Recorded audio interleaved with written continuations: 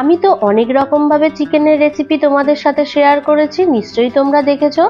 আর এখন তো শীতকাল, ধনেপাতা কিন্তু বাজারে অনেকটাই সস্তায় পাওয়া যায়, তাই জন্য একটা নতুন রেসিপি করে দেখাবো। হ্যালো ফ্রেন্ডস, আমি সুস্মিতা, বং ব্লগার সুস্মিতা চ্যানেলে তোমাদের সবাইকে স্বাগত জানাই। আজ রেসিপি ধনিয়া চিকেন। যদি এই ভিডিওটা ভালো লেগে থাকে লাইক কমেন্ট শেয়ার করে দিতে কিন্তু একেবারেই ভুলে যেও না।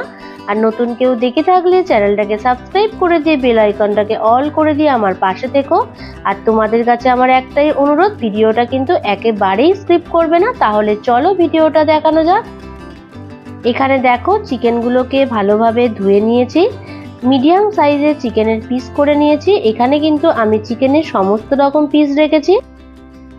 ধনিয়া চিকেন বানাতে গেলে যে সমস্ত কিছু লাগে, পেঁয়াজ কুচি, টমেটো কুচি, সাথে আছে রসুন, আদা আর অল্প কয়েকটা কাঁচা লঙ্কা। যেহেতু ধনিয়া চিকেন তাই এখানে মিডিয়াম সাইজের চামচের 4 চামচ দেখো ধনে আর শুকনো লঙ্কা এটাকে জলে ভিজিয়ে রেখেছি, যাতে পেস্ট করলে একটা স্মুথ পেস্ট তৈরি হয়ে যায়।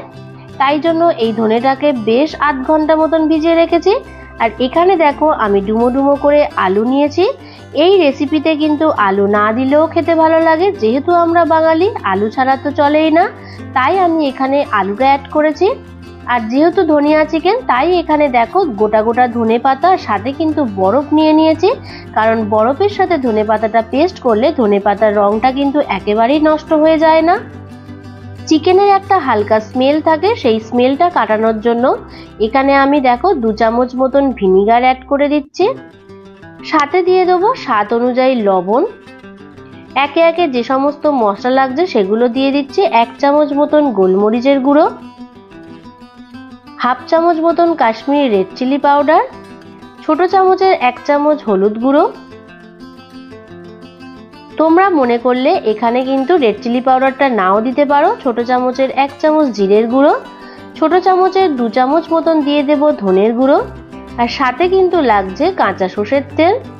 এই সর্ষের তেলটা দিয়ে ভালোভাবে এখানে ম্যারিনেট করে নিতে হবে, যাতে চিকেনের গায়ে ভালোভাবে মশলাটা লেগে যায়। আর তোমরা কিন্তু এই রেসিপিতে টক দই একেবারেই ব্যবহার করবে না। এখানে দেখো ভালোভাবে ম্যারিনেট করে নিচ্ছি, নিয়ে প্রায় 25 থেকে 40 মিনিটের জন্য আর কি ম্যারিনেট করে রেখে দিতে হবে। যতক্ষণ ম্যারিনেট করে রাখবে তারপরে কিন্তু চিকেনের স্বাদটা দারুণ আসে।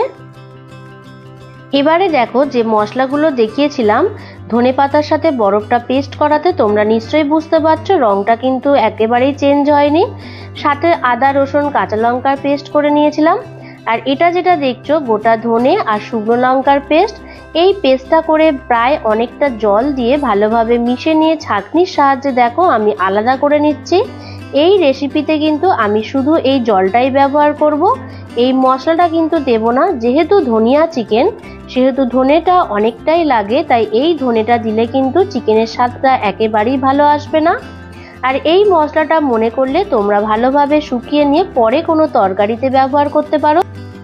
প্রথমেই বলি আমার অনেকটাই ভুল হয়ে গিয়েছে, এই ছোট্ট বোনটাকে প্লিজ বন্ধুরা একটু ক্ষমা করে দিও।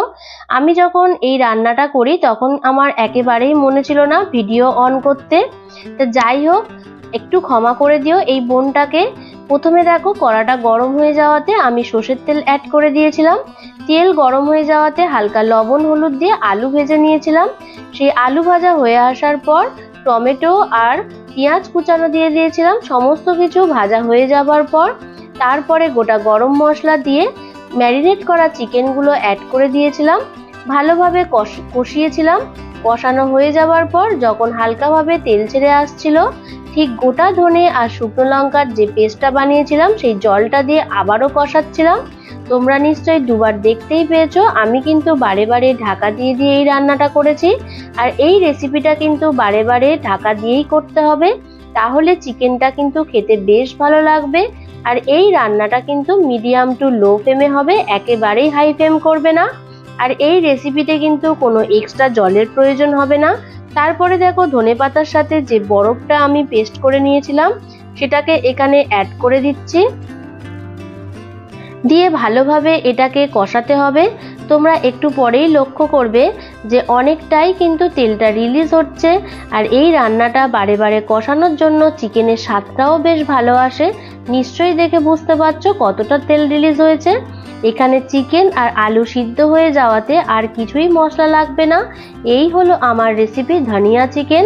আর তোমরা যদি মনে করো শেষে একটু ধনেপাতা কুচি অ্যাড করে দিতে পারো, কিন্তু আমি এখানে কিছুই দিইনি।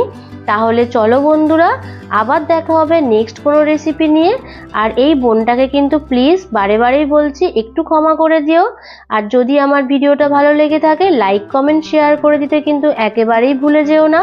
নতুন কেউ দেখে থাকলে চ্যানেলটাকে সাবস্ক্রাইব করে দিয়ে বেল আইকনটাকে অল করে দিয়ে আমার পাশে থেকো। ভালো থেকো, সুস্থ থেকো, টাটা।